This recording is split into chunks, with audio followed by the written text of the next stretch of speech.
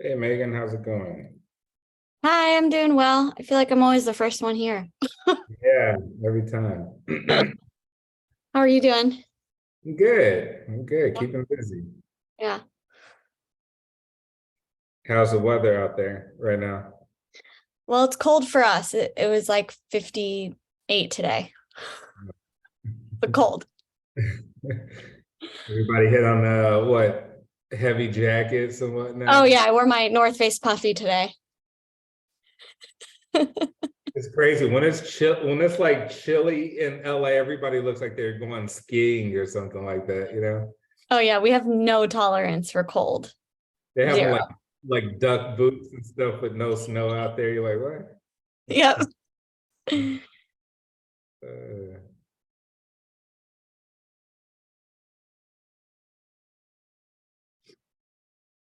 Kashay, how are you? I'm well, and yourself? Good.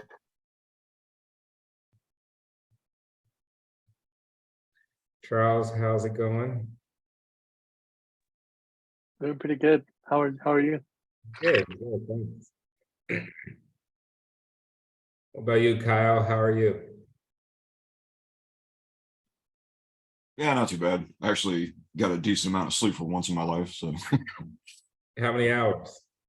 I think about 6 or 7, which is more than I usually get. Oh, wow.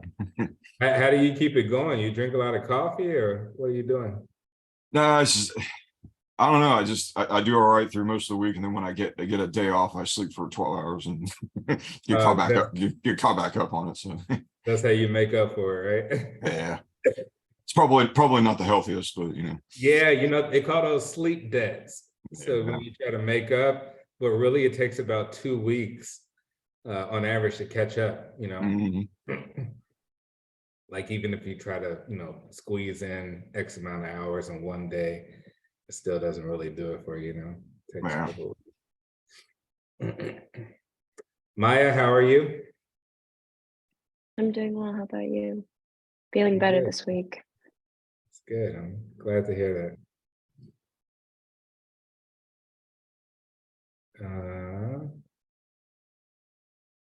Chandler, how are you? Good. Got off work not too long ago, so just a long day. You what? I said I got off work not too long ago, so just kind of a long day, but good overall. You got some coffee nearby or what? I'm gonna, yeah. Yeah. I think I need some coffee, man. It's been a long week for me. Madison, how are you? I'm well. How are you? Good. Thanks for asking. What about you, Haneen? How's it going? Yeah, doing well. The weather was really nice today in Dallas, so it was a good day. What was the temperature? I think it was like 60s, 60s, 70s. It was really nice and sunny. Last night it was like thundering really bad, but this Um, was nice. yeah, here in Chicago, the weather's been really nice. Well, 50s, like low 50s. But it's been raining too. So I think we get a little bit of that precipitation you get.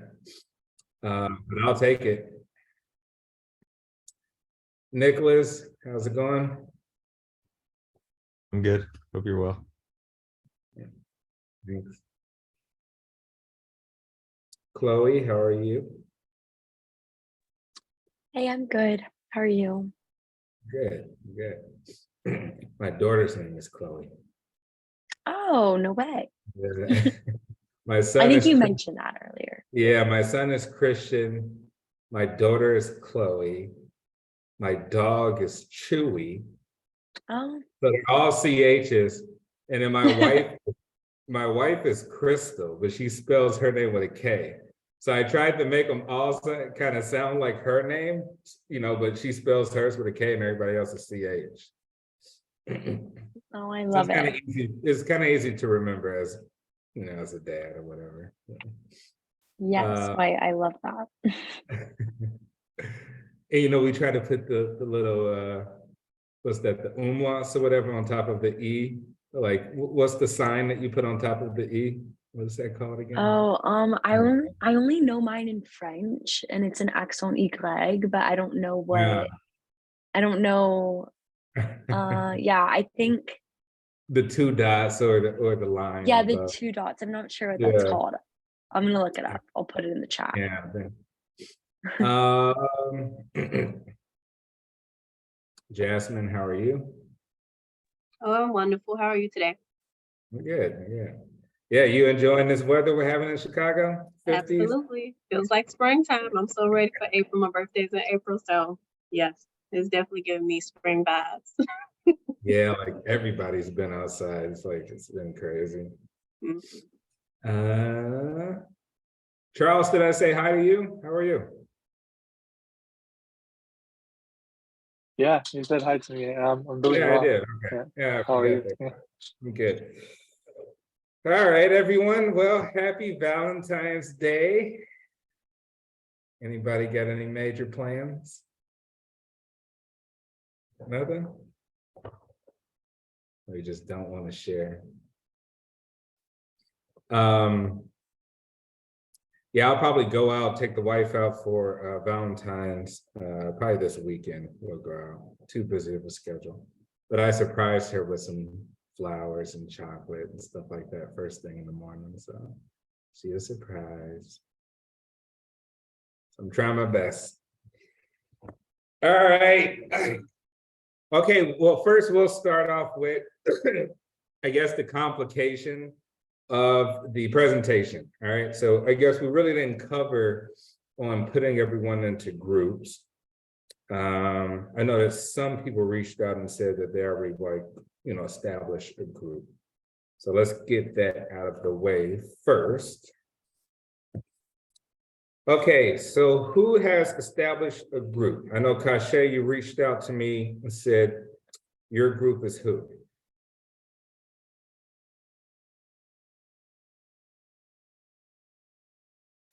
Kashay, Nicholas and Megan.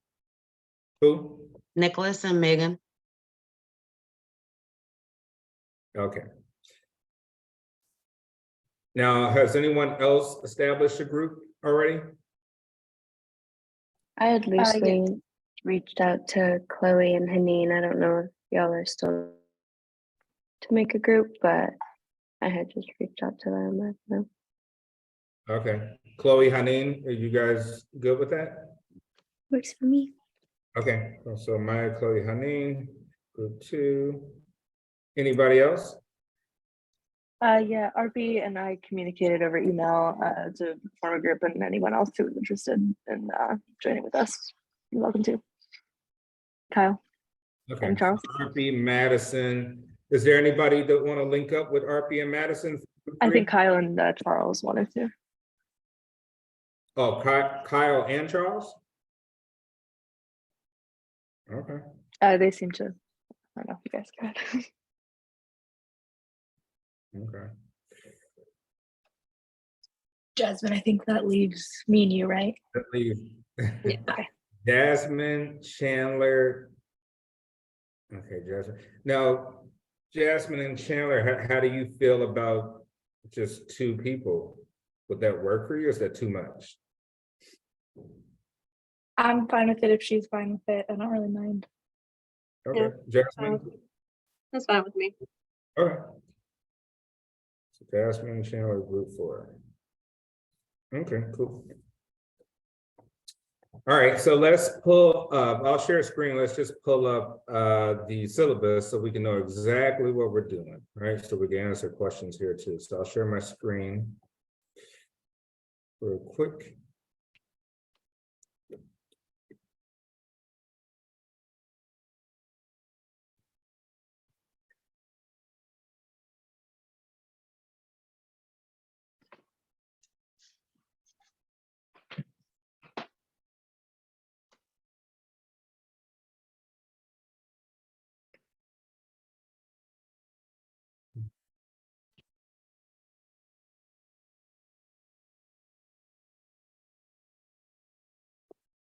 All right, let's get up the syllabus.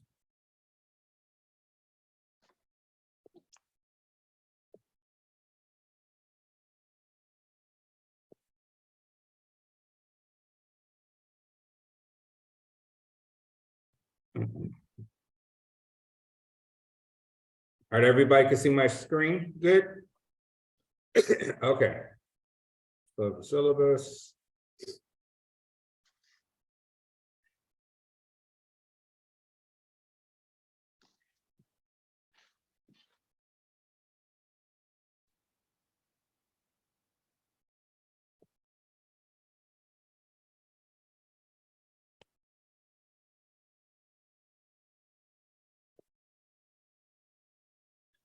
All right, so group presentation, right? Basically, what we're looking is some sound research to get you guys prepared as you move on towards the end of your graduate program, to be able to conduct, scientific research. So evidence-based treatment plans and interventions. In this assignment, students will work in groups, right? Select a cultural community of study. So you're going to choose an ethnic group. All right, choose an ethnic group that you're interested in. Email me the group that you're interested in, just so I can take a look to make sure we're not we're being sensitive to certain communities. And also choose an intersecting identity. So within that ethnic group, an identity of either gender, sexual orientation, religion, social class, anything of the sort, and explore a mental health issue within that intersectionality, right? So suicide, depression, autism, anxiety, etc. Or a therapeutic treatment, cognitive behavioral therapy, psychodynamic, behavior modification, etc. Okay, so a lot of time, 15 to 20 minutes each, and then we'll have 20 to 25-minute question discussion period. So really, it may go over possibly the next 2 weeks, right? So maybe two groups next week and maybe 2 groups the following. We'll see how it goes time in terms of times, right? And then upload a 1 to 2 page handout to accompany your presentation that includes core content from the presentation and at least 5 peer-reviewed references not included in the readings, in the class readings, sorry. And then PowerPoint, Google, all those things, however you guys are comfortable using those specific platforms. All right. Make sense? Any questions? Okay. I have a question, actually, if you don't mind, Professor. Yeah. It said, You need me to bring it back up, or just got a general question? I think I'm okay. Okay. Yeah, I noticed it said like a 20 to 25-minute question and answer session. Is that something where you want us to prepare like prompts or questions, or like you want us to facilitate that also, or is it just other classmates asking us questions about our presentation? Yeah, I mean, so what I would want to each, no, I want to kind of leave it fluid, so I want to kind of leave it open. I think, if you're doing a presentation of 20 minutes, something's going to stand out for each person, somebody to ask questions. Well, let's try to keep it as organic as possible and not so structured, because there's some things that are going to pop up. I'd rather us ask organic questions than ones we've already kind of pre-planned on answering, And I'll probably have a host of questions myself, so we'll definitely take up that time. Okay. And it doesn't have to be 20, 25 minute, questions. If the question's in before that, great. If it goes over, we'll work around that. Yeah. So that's how I want that to go. All right. Okay, so this week, hang on.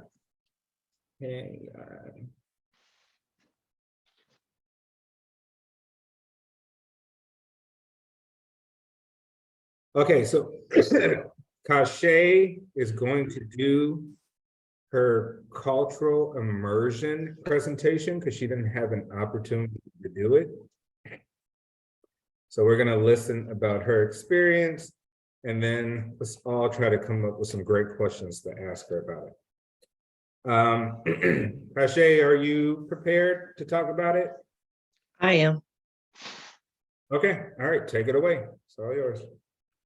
My immersion was with a friend of my mom's. She's Jewish, and I went to Sunday Mass with them. They had a special ceremony in which they did communion. So when I entered the building, like most of the people there didn't really know why I was there, but my mom's friends and the priest, I forgot the technical term that they use, but they knew why I was there. So like I didn't take like a whole lot of notes in service because I didn't want to seem so obvious or what have you. But the first thing that caught my attention was the satin silky way that they had the decor of the building decorated out, and all of the stained glass windows with all the portraits of the Virgin Mary and the Jesus and the doves and the 7 scone candles. And throughout service, they did a lot of many prayers, and they did the hand gestures. So like my first major question was about the hand gesture, and I was informed that I was doing the hand gesture wrong. So she showed me the correct way of doing the hand gesture, which is from the forehead to the chest, and from the right shoulder to the left shoulder. And from the right shoulder to the left shoulder signifies heavenly presence and glory. From the left shoulder to the right shoulder signifies earthly pleasures and glories. So she was like, it's very important to make sure we go from the right to the left and what have you. But I never really paid that attention. I just always see the, and so yeah, that was interesting to me. And they did a lot of singing, but it was all like humming and opera style. And she was explaining to me that it's if you go to like a Catholic church or Christian church or a Baptist church, we use the term speaking in tongues, and that is their version. So I'm understanding of how she was explaining it to me. But I thought that was very interesting because like when you look at services and stuff on the television, it seems so rehearsed, I guess you can say. And that was another question that I had for her after service. I was like, do y'all practice what y'all are gonna do in service? Because everything seems so scripted and so perfect and just so in order. I mean, like the little babies like weren't making noises, and like, like in the Baptist Christian church, you hear him mumbling and rumbling, and like it wasn't that. And like, I don't know, it was a total different experience. And when it came to the part of the service where they did the communion, in my religion, everybody takes, a cracker and a little cup, and we say our prayers, and this is for the body, this is for the blood, and what have you. They don't do it that way. Only the priest eats of the cracker and drink of the wine. And he like took this big round cracker and broke it in half for the body, and then he took a half and broke it in half again and dropped it off into his cup of wine. And they actually used real wine, and they said a prayer, and then he drunk of it, and then they all did their humming and praying afterwards, and that was their communion. And that was a whole lot differently from what I'm accustomed to. And I was like, so how did you make your communion to Christ? Was it just through your prayer? Because like they didn't eat of the bread or drink of the wine themselves. And she was like, since the priest was the head of the church, and they all followed him and obedient to his teachings, that his part was sufficient enough. And I was like, okay, like it was very differently. It was, I mean, they did the same things, they just did it in a different fashion with a different perspective. So I thought that was really an experience. Awesome. Awesome. Any questions before I ask my question? So, okay, let me ask you. So they were Jewish? Mm-hmm. Okay. All right. Anybody have any questions? All right, so here's my first question. Before going into the synagogue,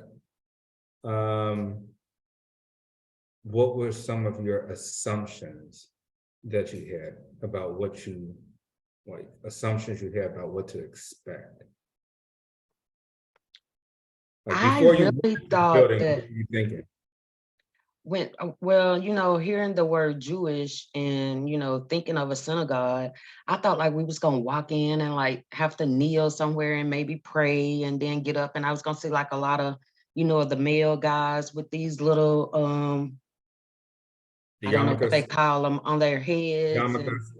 yeah, but that wasn't the case. And like, I don't know, it was different. I don't know if it's like, and I even asked her, like, is the stuff that, we see on TV, do Mhm. they have like different rules or, whatever? And she was like, they follow the Jewish, customs or what have you. It's just some of it has new age tradition twist to it, but they basically follow it to a T. And I was expecting to see what I see on television, and that wasn't the case at all. Yeah. Yeah, which is interesting. You think about where we primarily get a lot of our information about different types of people is not through real life experience, but a lot of times through the media, right? And so you're like, well, not always the best way of getting it, right? You kind of learn a lot more interacting in person with people, right? There's always something lost. All right, how did you feel there? Did you feel comfortable, and did they feel comfortable? How do you think they felt, and how did you feel? I think because only the three people really knew why I was there. I think that was a big plus for me because most of the congregation was very welcoming. They was, they were sincere and, inviting me back and, everybody sharing with me. And I had a couple of people to walk up to me and, try to give me money and explain to me how they do their offering and stuff. Cause like they not passing around baskets and, everybody not getting in the line, going up to the altar and, stuff like that. So I think it was very welcoming, especially since nobody really knew why I was there. I was just a visitor in most eyes. But my mom's friend and the priest, after service, they kind of pulled me to the side and, kind of explained some things to me and wanted to see if I wanted to switch faith. Try to convert you. All right, and then last question. So how do you feel that this experience dealing with members of the Jewish faith could help you in a clinical setting, therapy setting? Like, how could this experience help you? Like, what did you learn that you could take away from that experience about dealing with differences in people from religious backgrounds? I think the greatest thing that I learned is knowing a person's perspective. They were all sitting in the synagogue aiming for the same thing I aim for when I go to church on Sunday. They just had a different avenue. They had a different route to take to get there, and they just did it differently. So I really think that perspective is a key in everything that we'll do as therapists. Excellent. Yeah, I think that's excellent. I think that's a good point of view. We call that what, ontology or ontological, right? Trying to understand, trying to place yourself in the perspective of others. That takes a great deal of practice and sometimes just a natural skill. Some people have it, some people don't. But at least the fact that you gain something from it and be able to see like, hey, I saw more commonality than difference. Like you say, our ideology of being here is exactly the same, but how we get here and what we do to get here, the devil is in the details type of thing. All right, excellent. Thank you so much, Kashe. That was a great experience, it sounds like. All right, moving on. So we're more than halfway through the term. Hope everyone's been enjoying this term so far. So now we've come to gender and sexism, sexual orientation, heterosexism, things of that nature with this chapter, chapter 6, unit 6. So what I'm gonna do is break you off into groups, discuss over some of your this week's questions you had, and come back with some takeaways, and then we'll all kind of give some input into that. Sounds good? All right, let's go into our rooms right now.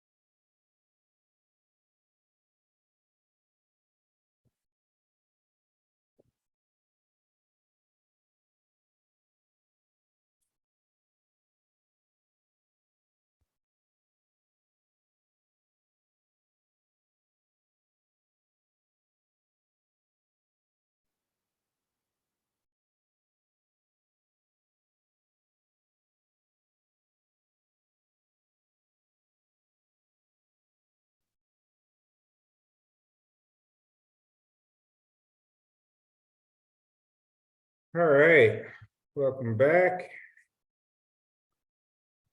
All right, who's showing up first? Okay, Jasmine, you're showing up first on my screen. Who was in your group? Megan and Chandler. Okay. And what was the main things or takeaways? Yeah, so we had two different discussions. We had conversation about sexism as well as supporting an individual who identified as transgender. And the most recent conversation that we had was about how do we best support someone to properly develop their identity in a clinical space. And we came up with just making sure to allow the person to self-identify and be supportive and validating of their experiences. And I'll hand it off to Megan so she can share some of her insight. Yeah, so I think it's just very important to like create a safe space for that exploration and not like psychoanalyze it. Like I've had an experience in counseling where I identify as queer and the therapist kind of psychoanalyzed my sexuality. And it actually caused me to not work with her anymore because I didn't feel safe to talk about my sexuality because I thought she would go on some tangent about like my past or whatever. And so it was no longer a safe space for me. So I think it's like integral to make the person feel like they're not crazy for feeling, misaligned with their assigned sex at birth, and to validate and be as supportive as possible because they might not have a support outside, and it can also foster like a modeling relationship for what it could be like to have someone support them in their gender identity. So yeah, that's kind of what we discussed. Okay, excellent. Anything else, Chandler? They kind of summed up what we were saying, but I think our kind of our just most important points is just like as a clinician, just making sure that like your client just feels supported and like not making them feel like something that they're doing is wrong, or like Megan was saying, like not being like, oh, like do you think you're this way because of something that happened or from a past, like just kind of making sure that you're staying like just kind of keeping them very supported. Yeah, I mean, think about that. Like, that's highly unfortunate, Megan. Like, you're going in to have a discussion to talk about, whatever you're there to talk about, and your therapist redirects it to psychoanalyze and try to sort of guide you to question your own identity, right, in your mind, and you kind of like, well, that's more of a philosophical thing, right? For someone imposing their ideology about how things should be onto you, right? I've never like questioned whether or not of course I questioned if I was gay, but like at that point it was no longer a question, and then I'm like, oh, is this just a response to like my relationship with my mother? What? Like it completely derailed and then I'm thinking I'm crazy for identifying as that, and maybe it is just a response from my childhood and I'm not actually gay. It was really weird. Yeah, you know what, and it's I kind of went into this field, so I'm classified as an international psychologist, so I go all over the world, deal with indigenous populations, modern cultures, all sorts of cultures, governments, United Nations, stuff like that. And I think one of the things that led me there, I always try to zoom out of everything in life and look at I'm a big picture person, right? And so, hi, Kitty. That'll be on their Zoom bloopers reel later. But I zoom out to see how our society structured. How are people's beliefs and values reinforced, right? What are they reinforced by? What do people support, not support for whatever reason? So, we think of this unit that we're talking about, this one has a lot of attention right now, right? You know, this is definitely gathering a lot of steam for people to sort of open up, have more expression about, be a little bit more honest about, and to kind of reevaluate social structures that we've had in place for a very, very long time. You know,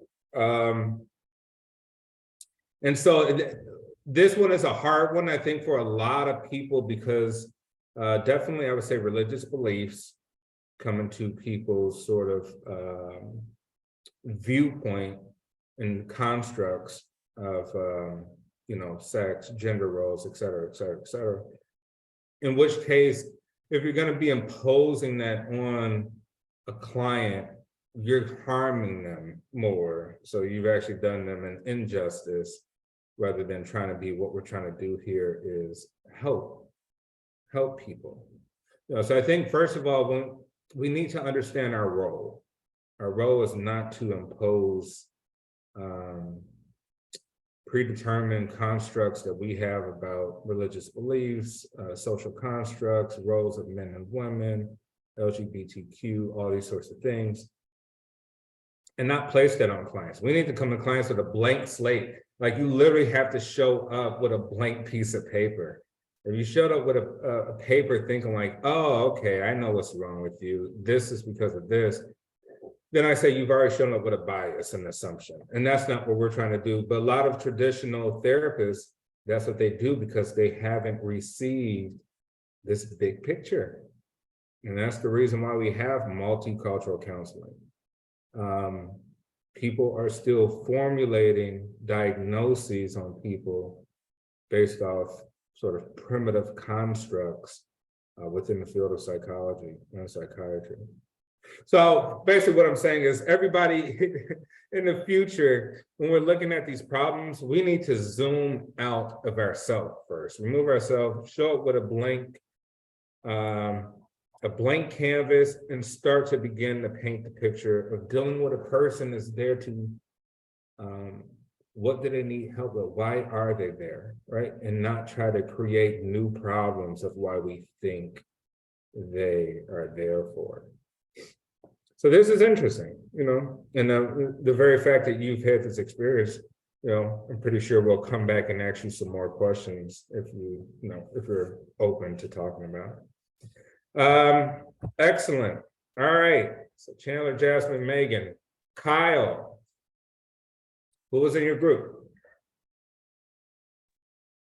Chloe and Nicholas and myself, obviously. And I will be blatantly honest, this was, you know, I went through all the reading, you know, did all that, but this is still kind of a newer topic for me. You know, I'm still trying to do a lot of understanding on what's going on here. So as far as our group goes, they kind of did most of the talking, and I was just kind of sitting there listening, but no, I was taking in some good information. So yeah, and you know what, the very fact that you're open and honest of saying like, hey, I'm still trying to figure things out, that's definitely a scholarly approach. That's one person who's waiting to receive information before they espouse something that they may deem would be highly inappropriate based on some sort of assumptions or beliefs or things like that. So I think taking that approach, because we definitely don't want to force information on people, right? Information needs to be received, and it needs to be interpreted, to be conveyed back with some sort of meaning, right? So I appreciate you even saying that, and saying, you know, being honest and saying that you kind of step back from it. All right, so Chloe, Nicholas, what did you guys discuss? Yeah, discussed a few things. I first, like, just hearing Megan speak, I like happened to look at some of my other questions. Actually, something we didn't speak about in the group, but in the, I think it's pronounced Falikov article, something that really stood out to me was like micro invalidations in particular as a type of microaggression. It's I mean, microaggressions themselves, it's difficult for the victim because it's kind of this like unconscious thing that's not really often not talked about afterwards. You know, the person's just left with how they feel. But with micro invalidations, it's almost like they don't even get to own the fact that they were insulted. It's just like invalidating your entire experience, you know? Yeah, I think micro invalidations and microaggressions are sort of subtle insults, right? Not making anything obvious or blatant, but kind of pricking and prodding at people in small ways to where they really can't even bring up like the general argument against that point, right? Because we're trying to make it so detailed and pinpoint that you would have some sort of defense about what you're saying. You know, so it's kind of, I would say, kind of like slick discriminatory practices, you know, to try to make it not obvious so that it doesn't blow up as big as the conveyor wants it to blow up to. But no, continue. Yeah. I mean, I want to be very aware and sensitive of the fact that you shared your personal story, and I'm I'm talking to you, Megan, but it feels like your therapist talking about your mom in that situation is like in an unconscious way sort of showing her beliefs, you know, like that's her beliefs about this whole thing in an unconscious way coming out and invalidating your experience. So it's just like my question in action with your story. So I thought that was interesting and also horrible. So I'm sorry. Yeah, and then in terms of other stuff we talked about, I thought it was really interesting in chapter 6 of the Han book. They were talking about certain cultures that where like transgenderism and even non-binary gender identity was actually like an accepted thing, where oftentimes it was based on so like there's male, female, and then there's like a male woman, which would be like sometimes based on so like say a man who typically in a culture would go out and make a bunch of money and provide for the family or whatever. If this man chooses to adopt the role of a housekeeper, then that person is like kind of adopting the role of a female in the culture, and therefore is not considered just a male identity, that sort of thing. So yeah, I thought that was interesting. And then Chloe kind of brought up a point about just like the importance of conforming to gender roles, the varying levels of importance based on culture, like how important it is for certain cultures to actually.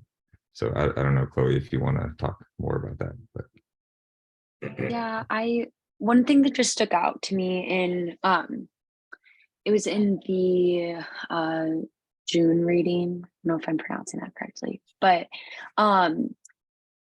there was a chapter that just discussed I think it was chapter 5 on sexism and it basically was talking about like the role of culture and gender roles, and how in some cultures these gender roles are very salient, and that is just like a part of the culture, and how that's like a way that so many things within the culture function. And so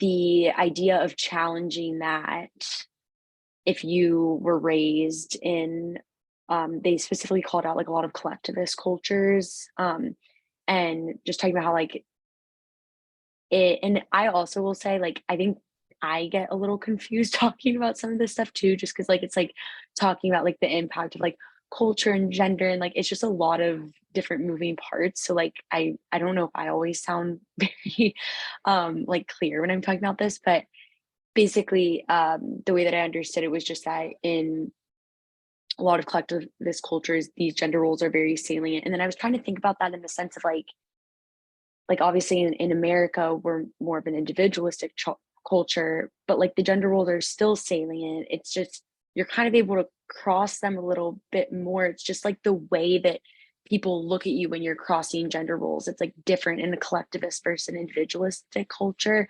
Like, I feel like Yeah. in America, it's more like socially, like, I don't want to say like frowned upon, because I feel like in a lot of ways it can be very accepted, but like it can just be, I don't know what it is. Like maybe it leaves some people feeling like kind of unsettled. I don't know what it is. And then in more collectivist cultures, it's like very within the family that it can disrupt these like family systems if like a woman's not taking on her traditional gender role or something, but whatever.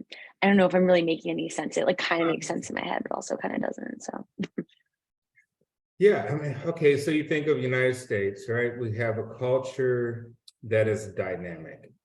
As a total national identity is dynamic because we have so many people from so many different backgrounds, so many different ethnic groups, and we do live in an individualistic society, but we do try to have some sort of, I guess, some sort of national identity as a whole, right? But we still have some sort of self-expression. So gender is self-expression, right? Is how one identifies and express their identity. And and it could be fluid, right? So it's fluid based on time, place, where you are, culture, all these different things. So wherever you go around the world, things will be different for roles of gender. When I was in South Africa, there's some tribes where, you know, the females take on the more dominant roles in terms of collecting resources. The male, you know, raise children and fall back. So it's seen all over the world. You know, I've seen it in South America as well too. But the point is, it's an expression of an identity, right? And one should have the ability to express their identity based on how they feel. Now, I think we need to understand as psychologists and future therapists and all of that, is that we're more so of a humanitarian than anything. And so we're looking at the humanity of all types of people, regardless of race, sexual orientation, identity. We are here to help as a humanitarian, first of all. And I know in the United States, the way we are able to openly express about things we dislike, things that we are against, it does make it unsettling for people who we may be speaking about that too. But it even makes it more powerful here. It's actually, I think, a good thing in some way, because it allows the open discussion of all parties, opposing parties, non-opposing parties, to convey communications to one another to try to have better understanding. And the key word here is understanding, right? There's no one out there that cannot understand how someone feels the way they feel or want to express the way they want to express, because that same person on the opposite does the same thing. They just do it in their own way based on whatever history they have or experience they have personally. So this is a lot of things overlap. So I know, you know, for most people who don't have a lot of experience with, you know, non-binary, with LGBTQ communities, things like that, it's probably, you know, still like a learning process, trying to figure it all out. But I feel like it's getting better over time because, you know, now people are more open and honest about talking about this stuff. All right, who's next? Charles, who was in your group? We have Kashay and medicine. Okay, what you discussed? So we kind of not went off topic, but like we asked a question that about what we're learning in this class or in this program, why is it not taught like in a general education? Yeah. And yeah, so like what I said was like this program so far, what I've been learning is self-awareness. So like I feel like it is a good program to teach in a general education, to teach people, especially in younger age in high school, to teach about self-awareness, and maybe that could help with the like relationships between people.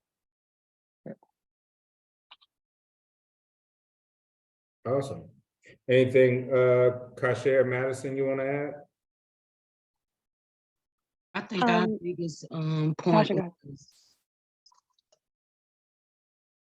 you say something, Madison?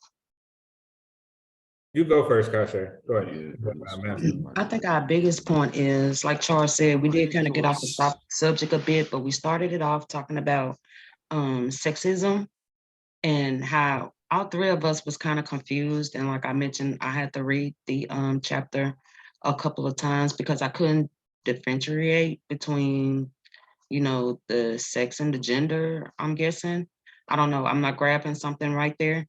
But I was wondering if it's such a difference like that, and like the book was saying, sex was the biology and gender is the male and female, then why do we have both sex and gender on like job applications and stuff like that? Like that's making us like a stereotypical topic before we even get a job, or you know, something like that. So like we was just talking about how hard it was to, you know, the difference between the two of them and keep them separated, I guess you could say. And then we went into our conversation about how we feel like a lot of the stuff we learn should be like general education for high school. Yeah, you think, you know, our society, we have such a deep history on classification and division, right? So when you're born, as the book talked about, you're assigned, you know, without your consent, right? It's not like you made a choice. You didn't have a choice, but you were assigned socially to be a particular race, right? And you're also to be assigned to sex. You're also assigned to be promoted within some sort of gender role, right? Be understood, you're promoted into some gender role because of the way the society is structured. And you kind of just don't have power to change a lot of these things, in which case, you know, I guess we're all trying to change that now, right? We're trying to inform people so they are more self-aware and able to advocate for people who, you know, don't have the power to change a lot of the structures that's been in place a long time. And to just broaden the discussion so that eventually we can get to a place where things are just better and people are more accepting and open of human beings. So one of the things I kind of took from what you guys were saying about the class, and like, I guess we're speaking about things that are typically unspoken, right? You know, you show up in the classroom, there's people who look all different, they come from different walks of life, and you know that there's shared ideas about people and biases and prejudice and all that stuff, but having the open conversation to address it begins to eliminate those barriers. It actually begins to eliminate those thoughts.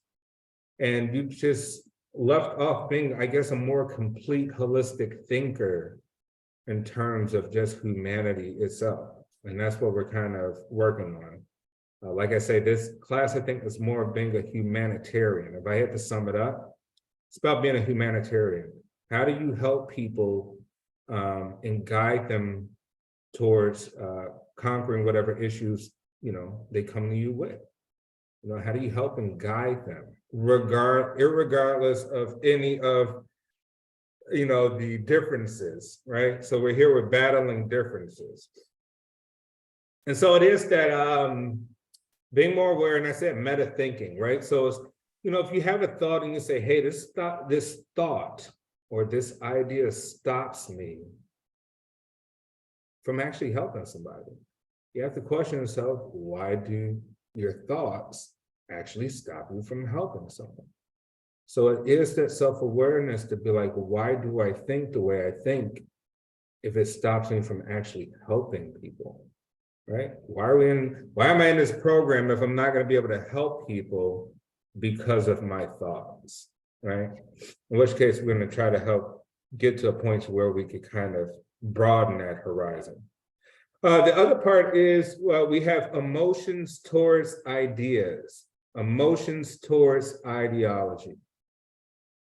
You bring up an ideology, right? A construct, a social construct, anything, and immediately it's natural to have an emotion about it, right? You could bring up any sort of religion, any sort of political classification or class, or maybe a gender construct, any of these things. And immediately we have an emotion towards them, right? We say, hey, I don't like that, hey, I'm uncomfortable, or hey, I do like it, right? We pick and choose. We pick and choose what we like. But in this field that we are going in, I think if you're trying to be the best therapist you could be, in which case you probably do want to try to be your best regardless, you want to be the person with the biggest, broadest thought horizon, right? Over your cohorts, over your future colleagues, and you want to be the one that's able to handle, I would say, sort of any situation. So you would be at a competitive advantage over anybody if you're able to tackle this stuff, as opposed to someone who hasn't come to terms with these things.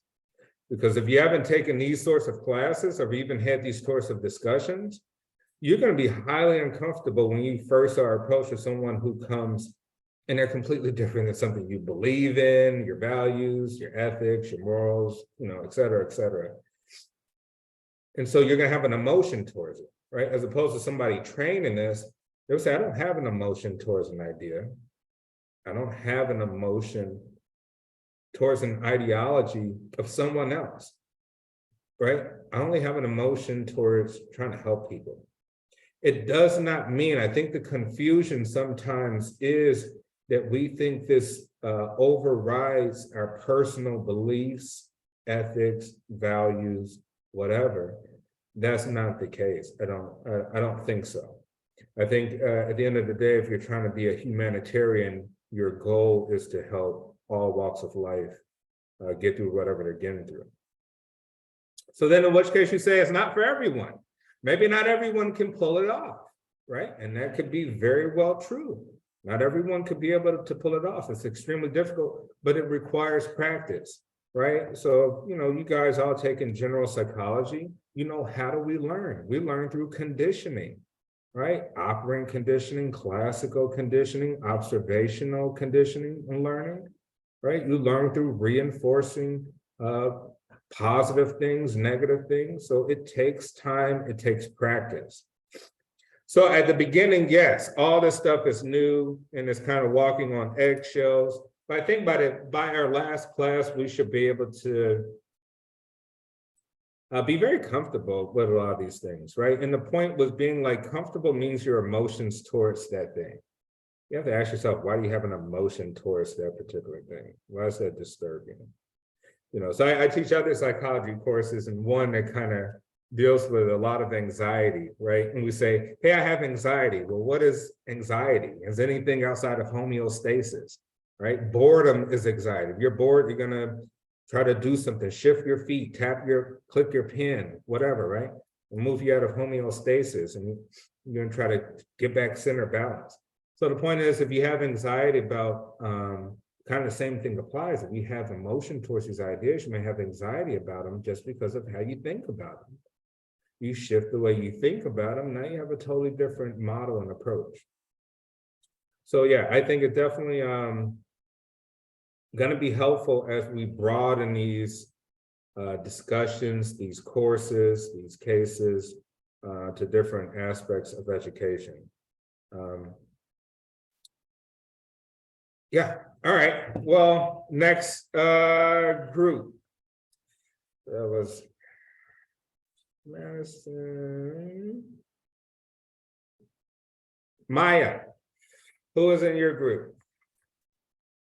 Yes, so Haneen and Arpi were in my group, and we had kind of talked a lot about Falakop's article. Haneen had brought up just like the idea of the machismo man, and we kind of question like what the prevalence or the need or not to be that sort of, you know, stereotypical idea, how that would look back then versus now with like our mass media consumption. And so like, was it as heavily pushed for or sought after, you know, maybe back then, or as present as it is now currently? And we couldn't really answer that, but it also just kind of shifted us to talk about, and correct me if my wording is wrong, and I'm not trying to generalize, this is just like a what if, but like how beneficial would solution focused or strength based therapy be for someone who is trying to maybe deconstruct that, what's expected of them if they're living maybe in an older with older generations, or people who don't see the need to change. So like if people don't see anything wrong with being, you know, machismo or anything like that, like how beneficial would you personally seeking therapy be if you're currently living in an environment that doesn't see a need for change? We'd kind of discussed that a little bit. And then we talked a lot about gender norms. RB had a question talking about like how influential your own family can be. And sorry, RB, can you read the second part of your question? Yeah, my question was saying how like your family influences your idea of gender norms, and if it's possible to raise a child to be unbiased. And we kind of like that made me think of like, because Haneen had brought up an example where she had gone out, I think she said, to a grocery store, and she saw a little boy with, she said maybe his mom, and he was wearing like a dress, which she hadn't like seen before. And it made me like think, when sometimes like, I don't want to like offend anyone. I don't know if it'll offend anyone saying this, but just like sometimes like I'll hear someone say like, I don't feel accepted by my family, but it's also like I try to think on the parent side of like, are they trying to protect their child from society and like society's thoughts? Because I mean, it can be a really dangerous and scary place. Not everyone is accepting. So it's like, it's very like two-sided. Like families can be very accepting and not have those like gender norms, but the only reason why they're placing it on their child might be to protect them. So we kind of spoke a little bit about that. Okay, and what are you what are your thoughts on that? I mean, like I understand, but like it's also like you won't see change in society unless like you're like a part of that change. So I guess like educating people is better than restricting your child, because once they grow up, like they can have like self-esteem issues, or like they can pass that. Like I feel like it's just like a cycle, like you're passing that on to your child, that you can pass it on to their child, like no change is occurring. Yeah, and so, I mean, once again, it's there's no simple answer to any of these, because we have to live amongst each other who have different values, beliefs, ethics, moral codes, what have you. And if we have children, obviously we're going to try to steer and guide them towards our own values, beliefs, ethics, moral, right, social codes. But then there's, I would say it's pretty much an argument between nature and nurture, right? Are we allowing people to naturally progress into who they want to be? Or are we trying to control people to be under some ideology or system of who we want them to be, right? And so you would think they're going to always war against each other, because we would say, well, what are some of the factors contributing to that? Well, we could say there's an age factor, right? Maybe it depends on the age. We could say someone may not be have the conscious awareness to understand even their emotions or feelings at a certain age or something like that, right? So it's very dynamic, it's pretty complex. There's no simple answer, but if we're talking in terms of a client that comes through that needs our help, that obviously differ in these areas, right? And let's say even using the example of a machismo person or someone from that culture, or if we are in that culture and think it's okay, that still shouldn't impact us helping someone, right? Because we don't promote our own feelings and our own beliefs on the other people's as therapists, right? Yes, we can belong to their culture itself, but we still doesn't mean we have to promote that culture onto someone we're trying to help, right? So therefore, it's the blank canvas theory right there. Like, are you showing up with your baggage, or are you showing up to, paint a picture from scratch? And this is extremely difficult. So, when I traveled with some of my former classmates and we went all over, only a handful of people, I think, were very neutral. Other people still raised an eyebrow to everything we saw, how people eat, the stuff they eat, different places where, sexual orientation, was different than the United States, like just more prevalent, and just all the differences, right? Very few people, I would say, and some of my colleagues who are now my colleagues, they still raise an eyebrow on a lot of things. So, it definitely takes time. I think later on they got it, they picked it up, but from the onset, it's extremely difficult and complicated. So we'll work to get there. All right, any other questions?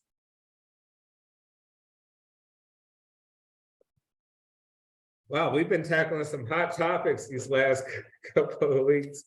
I feel like they're going to get even more hot as we go on. I'm surprised our race topic didn't get more heated than that. That's the one chapter I thought would be more heated than it was, but not.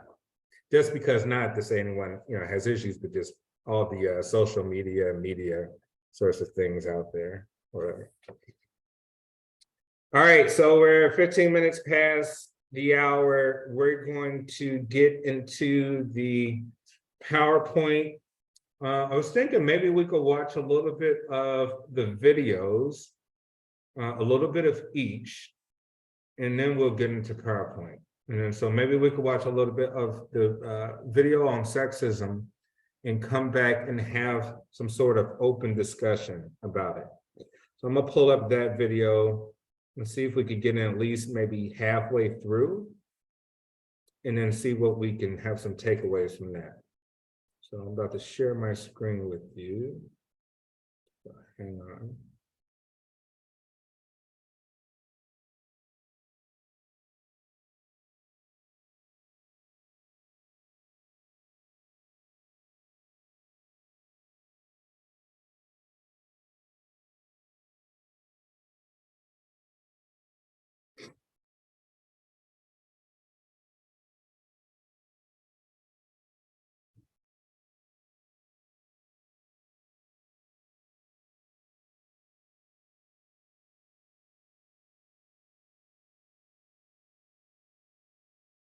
All right, so here, let's talk about gender. We'll start off with this one right here.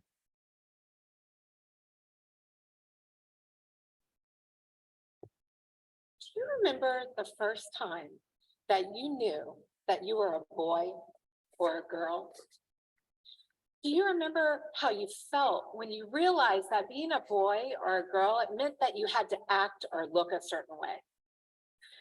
Well, I don't remember those moments, but what I do remember is that gender was really unfair because I, as a girl, had to wash the dishes for an hour straight every night while my brother, the boy, got to mow the lawn in 20 minutes flat on a Saturday once a week. I mean, really, which takes longer?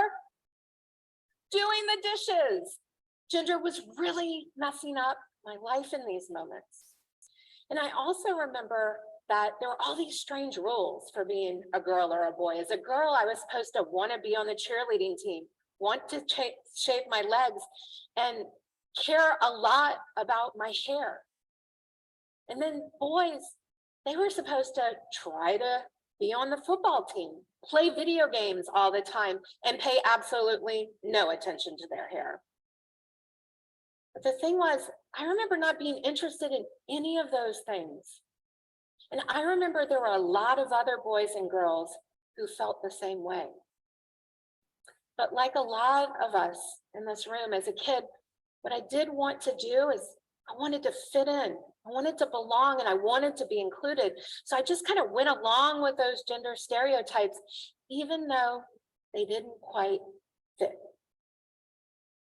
And I tried really hard to figure out what it meant to be a girl. But the feeling that there was something unfair about those boy and girl stereotypes, that stayed with me. But then something happened that completely changed my world when it came to gender. As in, it exploded and imploded everything I thought I knew about gender all at the same time. You see, I was 14 years old and I was in my hometown of New Orleans. I went with my two best girlfriends to this New Orleans music festival. We stumbled upon this small side stage where this amazing band was playing. The lead singer, he was dressed head to toe in black leather, Doc Martens on his feet, punkish, spiky hair. And I've got to tell you, we were crushing hard on all the band members, especially the lead singer. His name was, wait for it, Lenny Zenith. I mean, even his name was crushable, right? As we were drowning in our first teenage crush right in front of the stage, acting crazy, two people walked up from the side of the stage who'd been watching our teenage antics. And they whispered in my ear, "You realize that Lenny Zenith, he's not a guy, right? He was born a girl." In a literal moment, my first teenage crush was turned completely upside down, and my first crush would change my entire life, as in my life would never be the same. And no, I did not go on to marry Lenny Zenith, although don't tell my 14-year-old self that. No, I did not go on to identify as trans. But yes, I did start to wake up to the impact that gender has on all of our lives. And I started to notice some things that were right there in front of me, but just hadn't seen. And this was profound because a lot of people don't know what being trans means, right? They may understand what being gay means, but being trans, it's different. It's about being assigned a sex at birth that just doesn't fit. And Lenny Zenith, as I was soon to notice, wasn't the only trans person in the world. They had been around for a long time, even though my history books hadn't breathed a word of their existence.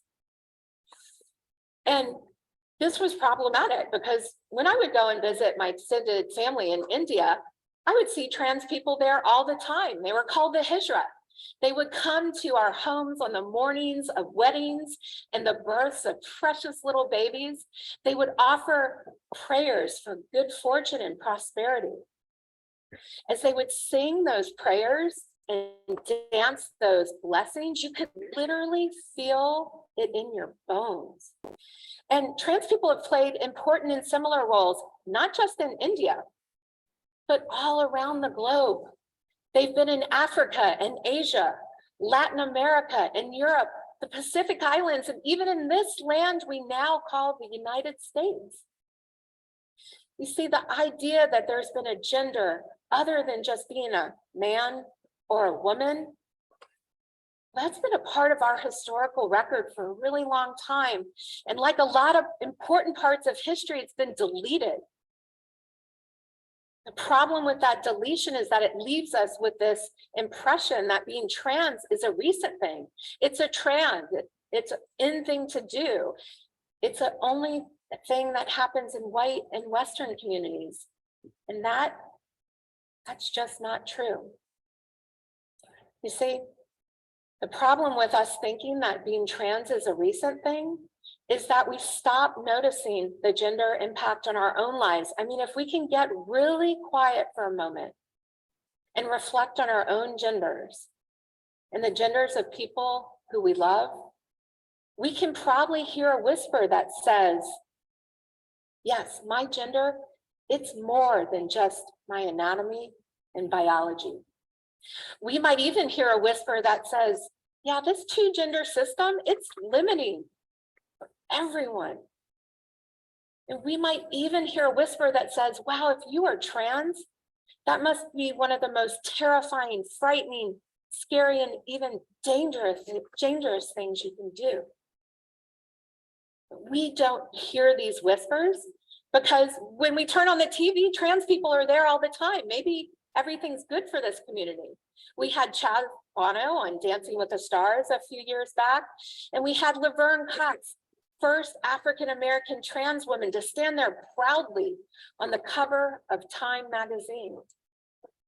And who can forget Caitlyn Jenner, who with all her white and class privilege came out in a television interview and shocked millions around the globe with the disclosure of her womanhood in an interview on television with Diane Sawyer. Trans people are speaking out for themselves, right? We hear their voices, and even if it's not us, there are other people speaking out for them, right? Well, let's test this idea that things are better for trans people today with a question and some words inspired by social justice advocate Jane Elliott. You ready for the question? If you, as a person in this room, if you would be happy to be treated in the same way that trans people are treated in today's society, stand. If you, as a person in this room, if you would be happy, more than happy, to receive that same treatment that trans people do, stand. I invite you to look around the room. Nobody is standing. And that tells us very plainly that we all know what is going on. We don't want that treatment for ourselves. But I want to ask us how we can allow or accept that treatment for others. Why aren't we all doing more, right? I mean, I think one of the reasons we're not doing more is because we don't know the stats that nearly 1 in 2 trans people attempt suicide at some point in their life. That's nearly half this room.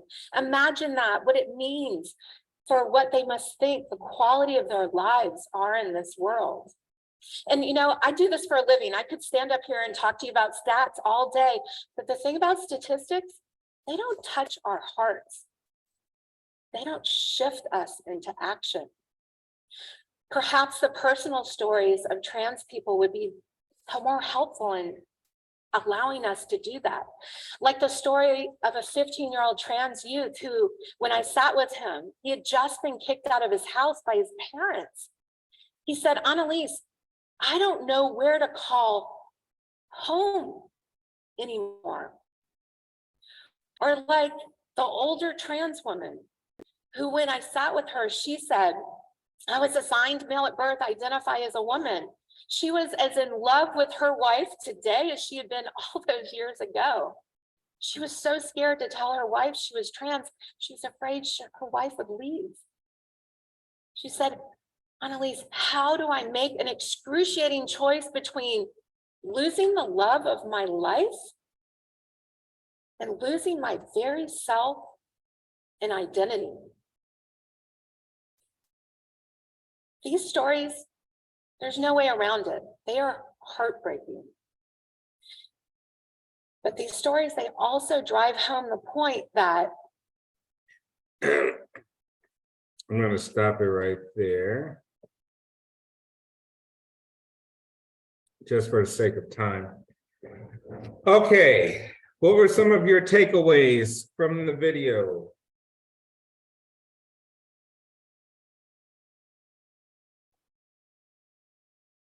Anybody?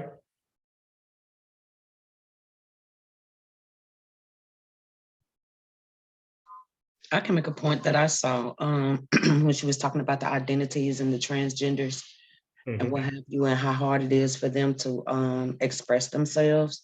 Yeah. I sometimes wonder, it's not the fact that a person may be ashamed of who they are or what they are. I think that they just don't want to have to deal with the stereotypical aspects that come along with it. So they just do what society expects them to do.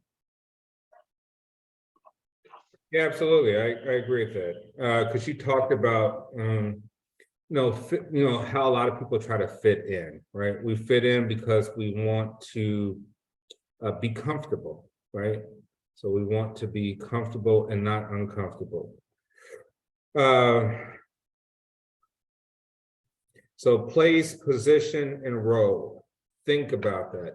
Each one of us in this class has a place in society. We have a position in society. We have a role in society based off a lot of constructs of what our cultures say is normal, what should be followed, unwritten rules about things, and just how things should go. But on the flip side, we do not all feel the same. No one in this classroom feels the same as the other person about everything, right? So we all are different, but we all should be afforded some basic human rights, right? Basic human rights, the same, should you have the right to feel the way that you feel? Yes, you should have a right to feel the way that you feel. Should you have a right to believe in what you want to believe? Yes, you should have a right to believe, right?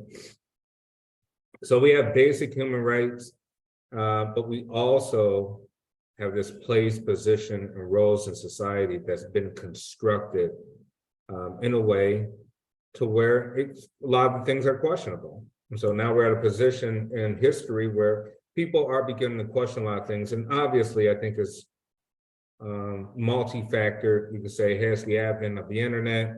We live in an information age. You can get information anywhere. It may be deconstruction of religious systems, religious ideologies. It may be all sorts of things, reasons, right? But the main thing I took away from that was that, hey, we don't all feel the same. We don't all feel the same about anything, right? And we do have a place, position, and role in society, and we know that either hurts us or it can help us. Depending on what your place, position, and role, you either are getting some really good privileges because of it. Some others may have some disadvantages because of the same thing, right? And you could be discriminated or stereotyped. It just really depends on the context of the situation. But those roles and place and positions change, and they're very fluid and they're very dynamic, and they change with a situation. Madison, sorry for not getting to you, but go ahead. What were we going to say? No, I was just going to say actually something in the video that kind of tied back into the conversation that we had in our group at the beginning was sort of, we were talking about sort of where is it that, our learning about like sexuality and how it's expressed, like how are we all educated about that, and how does it show up in society? How do we treat it, and how, like, when does it matter? How does it matter in daily life for everybody? And so something she was talking about in the video that I kind of tied back into that was how in the past, trans people were not uncommon, were not necessarily like shamed for being trans. There was no real negative stigma associated with that. And I think that might be the case the further and further back you go. I'm not a historian though, don't quote me. But I just thought it was interesting to sort of talk about how now, and then she kind of concluded with having, people stand if they would want to be treated the way the trans people are treated today. And sort of, I don't know exactly where I'm going, but sort of tying that back into what we learn in these classes to help people now, and sort of how do we kind of compare those two realities and potentially use the education that we're getting to help people destigmatize a little bit. Yeah, excellent points. Excellent points. I remember I hear one of the psychologists, she made a statement. She said, the golden rule is treat people the way you want to be treated, but she came up with something called a platinum rule. It's just like treat people the way that they like to be treated, right? And she called that a platinum rule, not a golden rule. Interesting. Anybody else? Who else has commentary on the video or takeaways? Yes, Megan. I think what I liked about it is like just how she opened up with kind of like looking out And like, why do we all prescribe to these gender roles, even from a very, very young age? Like, it made me think of like, you know, why do we just accept these things and don't necessarily question them regularly? Like, it made me want to send it to some people, like, kind of like the non-binary folks that, and I've heard a lot of kind of fucked up things people are saying, like, oh, it's trendy, or, you know, it's performative, or what have you. And I also just wonder if like we are just evolving as people and realizing that gender is kind of a moot point. Like, I think about some like older folks I know, and I'm like, I think they would maybe be they, them if they were born of a different generation. You know, like, is gender eventually going to be obsolete? Or, you know, like, that's generally how I feel about it. Like, Yeah. And I think it's just interesting to like really look at it and see like what the point of it all is. Because I know that like a lot of people probably don't fully prescribe to the feminine role or the male role. I think a lot of us are kind of, you know, play with gender, you know, even if you strongly align yourself with one. Like, I'm sure there's areas of your life that like you don't feel totally feminine or don't feel totally male, you know? So I think it's just kind of interesting to look at it that way. And I think it's cool. Like, she had that experience young and has questioned gender since. Yeah, I found the whole thing pretty inspiring, I guess. Yeah, I mean, it's definitely, it leads to some good conversations, I think. I think one of the things I also take from the context of these social constructs, talking about gender and whatnot, is I think that it's been so heavily skewed one way that now people are trying to at least move the needle to have some sort of middle ground, which I think is usually, from my personal perspective, I think that's usually the best. When something meets somewhere in the middle, I think in the gray, it's the best, as opposed to always black and white. Things have to be one way or the other.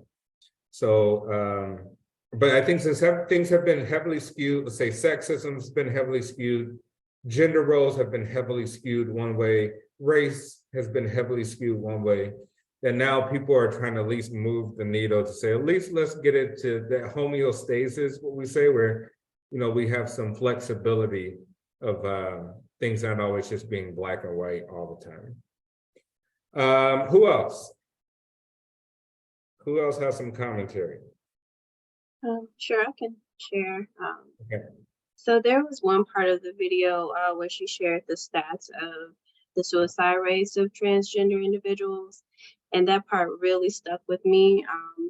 She mentioned, like, consider how they experience the world we live in. And for me, it was like, wow, like, we all really do have a responsibility for how everyone else is experiencing outside of our own personal experiences. And so that was something that was just like something that I'll hold on to.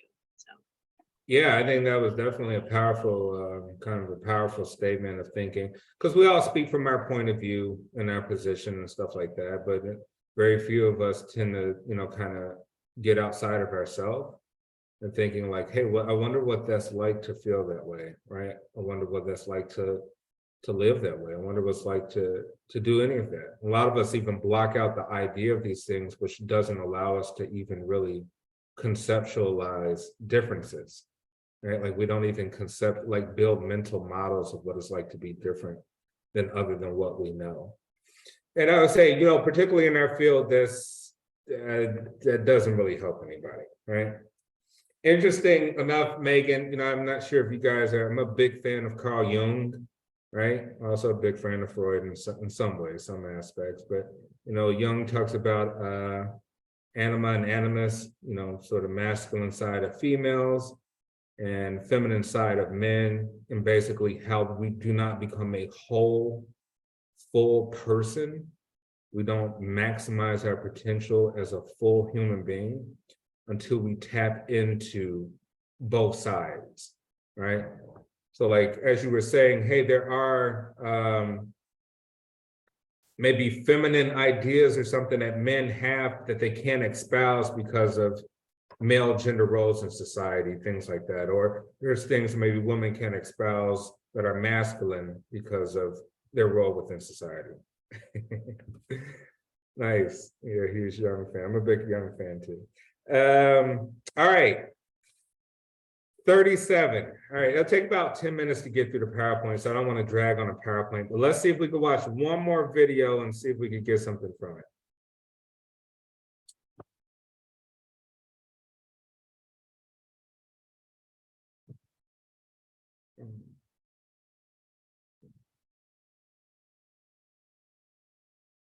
Give me 1 second, guys. I'll share my screen.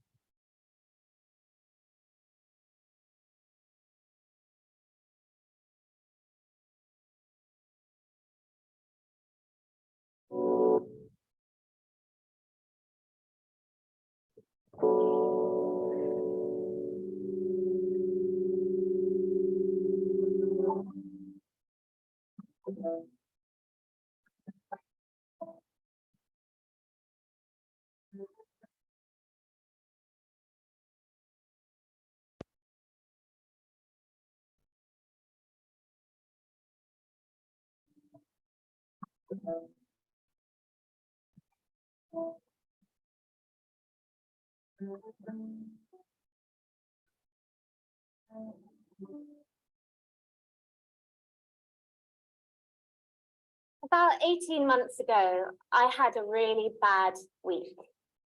I was on my way home from work one night, and it was one of those hot evenings where the traffic was at a standstill. And as I walked down the road and the cars crawled next to me, some guys started shouting out their car windows about my legs, about the things that they'd like to do to me. And I ignored them, and I carried on home, and I got on with it like you do. And then a few nights later, I was on the way home on the bus quite late at night, and I was on the phone to my mum. And I thought at first that the guy next to me just accidentally brushed my leg with his hand. And I carried on talking to my mum. And then I realized that actually he was grabbing and groping my leg and moving his hand up towards my crotch.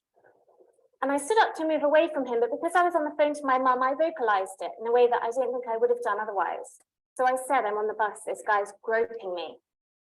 And everybody on that bus looked out the window, or looked down at their feet, or looked at their phones. Certainly nobody stepped in, but more than that, there was a real sense of, why are you making a fuss about this, woman? You know, this is your issue, deal with it, don't make us have to think about it. And that immediately made me feel ashamed. It made me feel like maybe I'd done something wrong, or I shouldn't have been there on my own that late at night, or I shouldn't have been wearing what I was wearing, and all of those thoughts that reaction triggers. And again, I carried on, I went home, I didn't mention it, I got on with it like you do.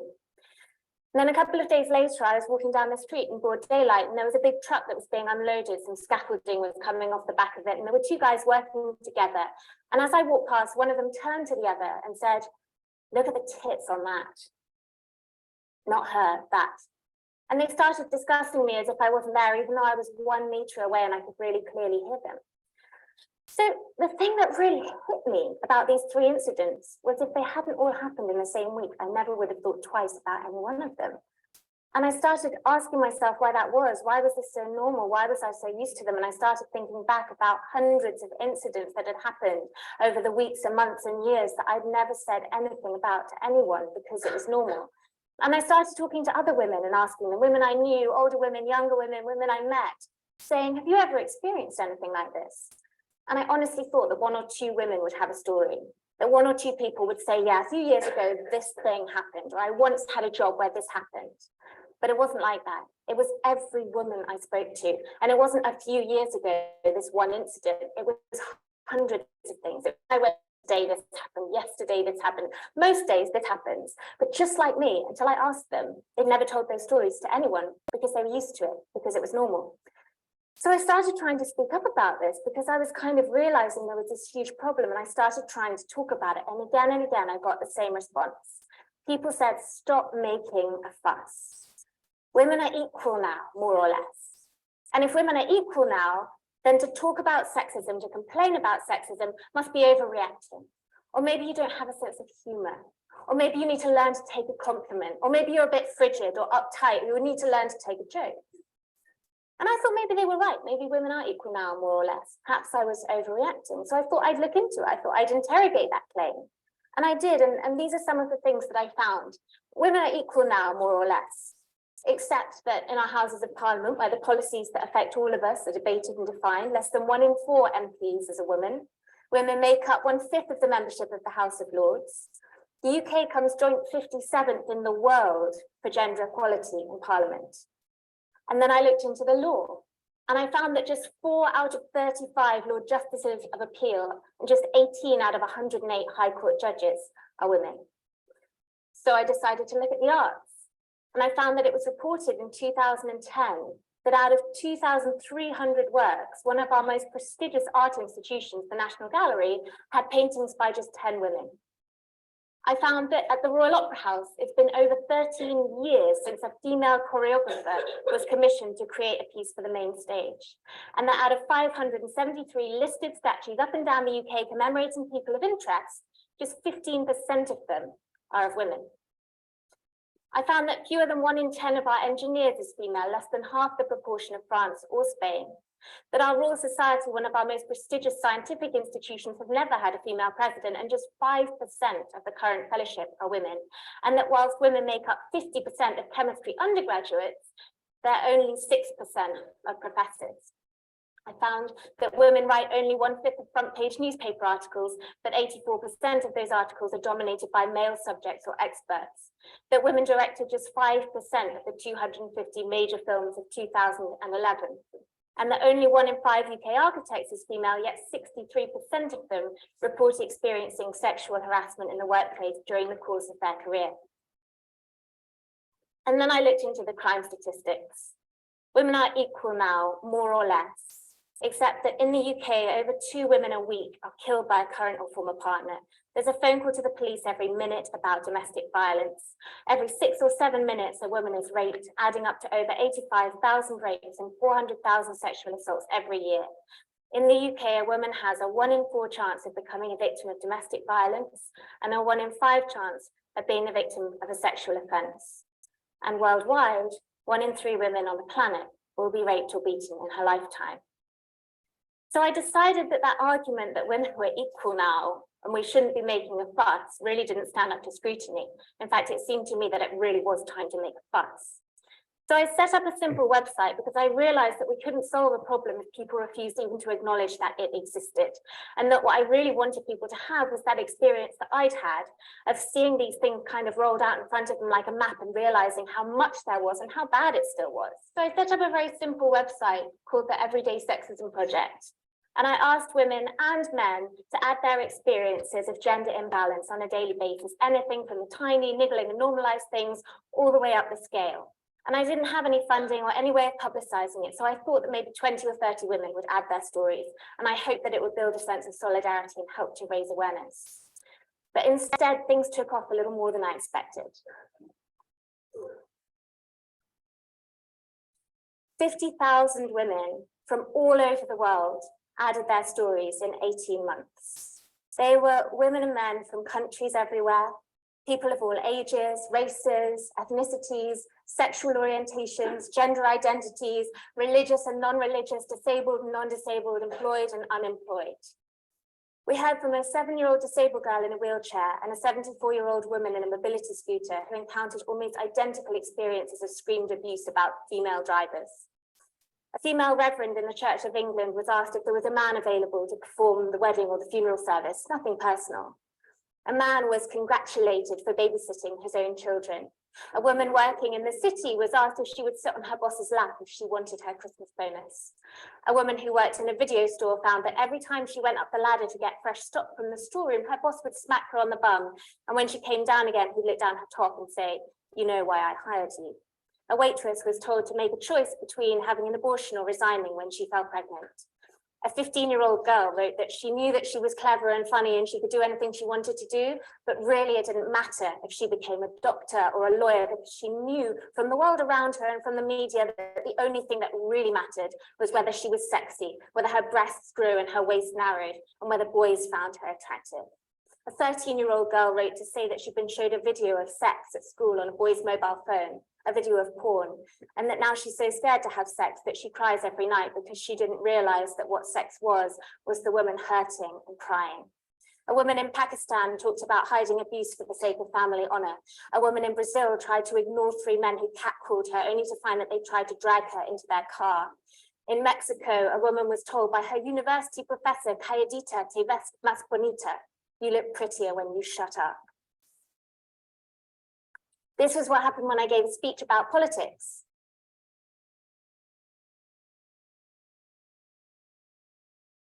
All right, I'm gonna end it there just for And this time's was sake.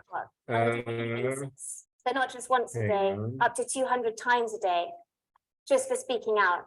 And ironically, these people who were sending messages because they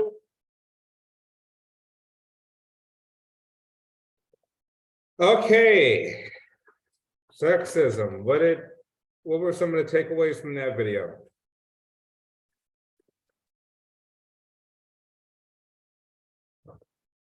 Or who would like to share something about sexism just in general? Observations, anything? I can speak. I got a point from the video and just in general. Okay. My in general idea is it's all around us and it's happening every day. And I see it the most on jobs. Like the job that I work at a warehouse and I'm a machine operator.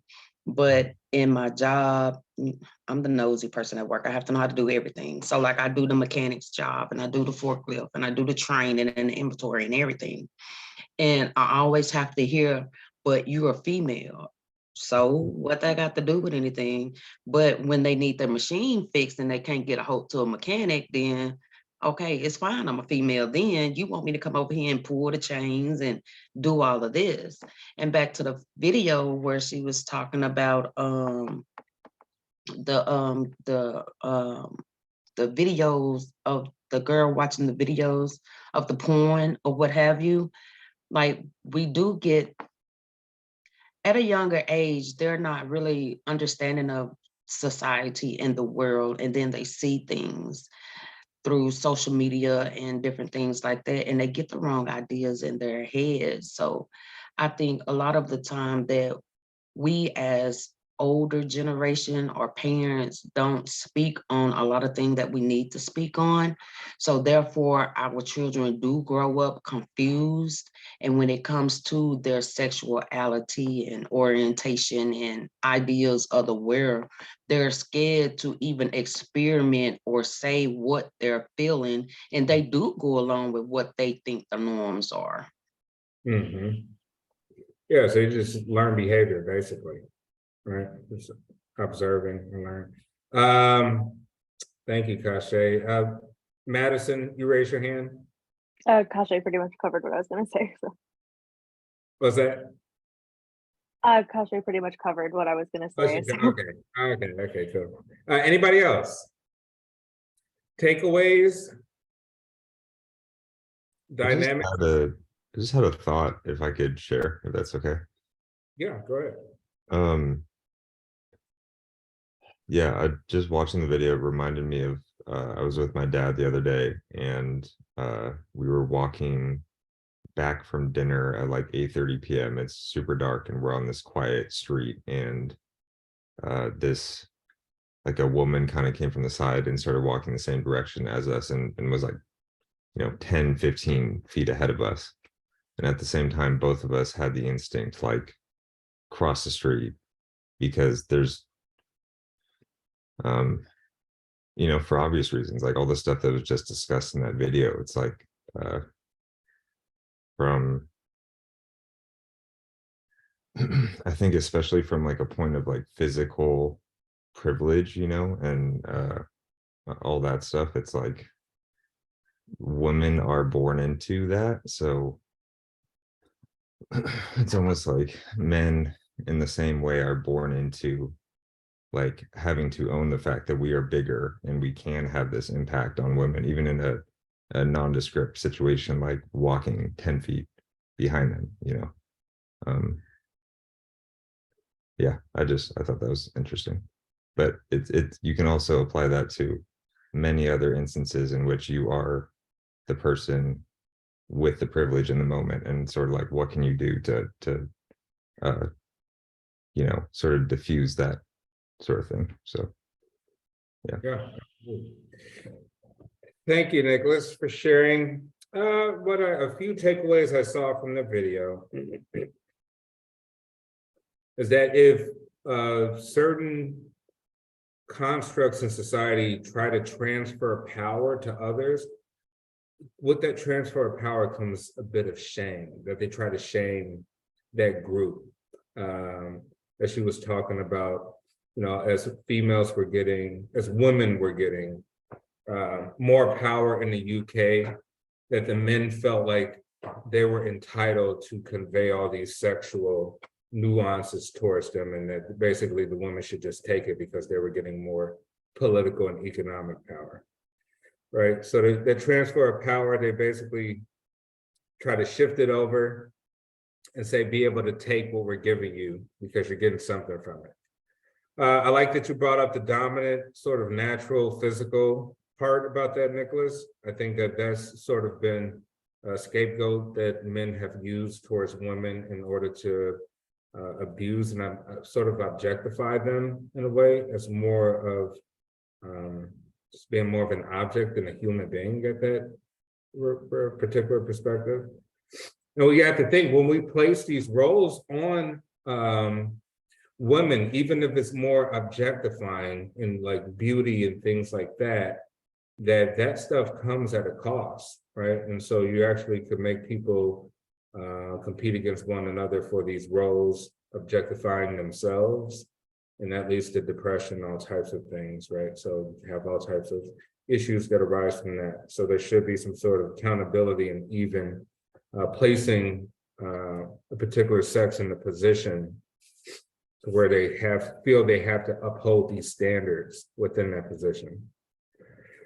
All right, we'll finish off. We only got 6 minutes left, but let's try to get through as much of the PowerPoint as possible. Okay, I'm gonna share my screen again and get through this PowerPoint.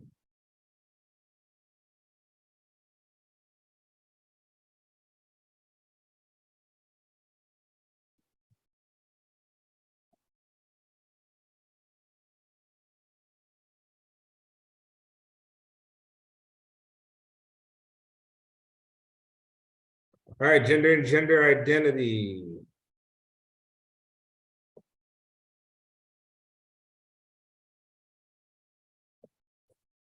All right, gender socialization begins from the moment humans are born. We are born into these social constructs. We don't really have a choice based on the history of the constructs themselves. All right, gender assignment does not account for the existence of transgender and gender non-conforming individuals.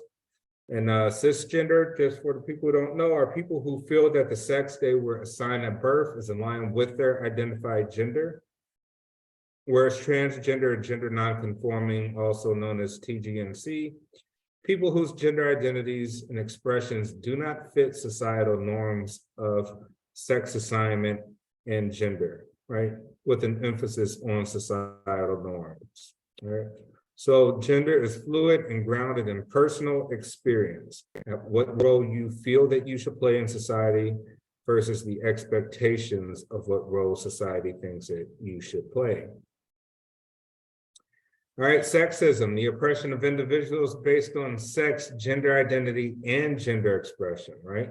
So traditionally, exploitation and dominance of women by men often intersects with other identities such as race, ethnicity, and sexual orientation. So these things intersect, they overlap, and people can face a lot of stereotypes and definitions, even worse than just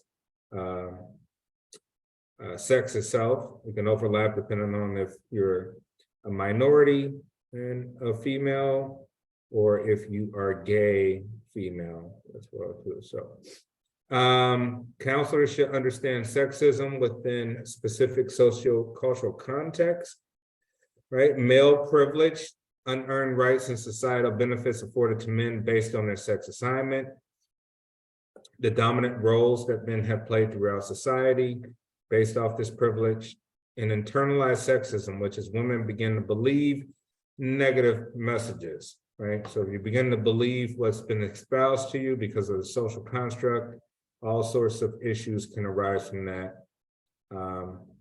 If those beliefs don't meet up with your actual innate emotions and feelings.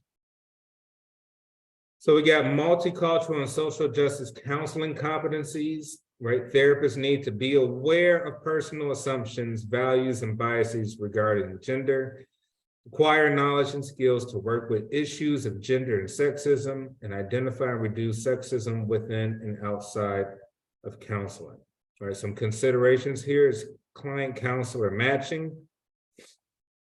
If you feel you're not able to help your client because of maybe gender or sex issues, maybe you could refer them to someone else who match better.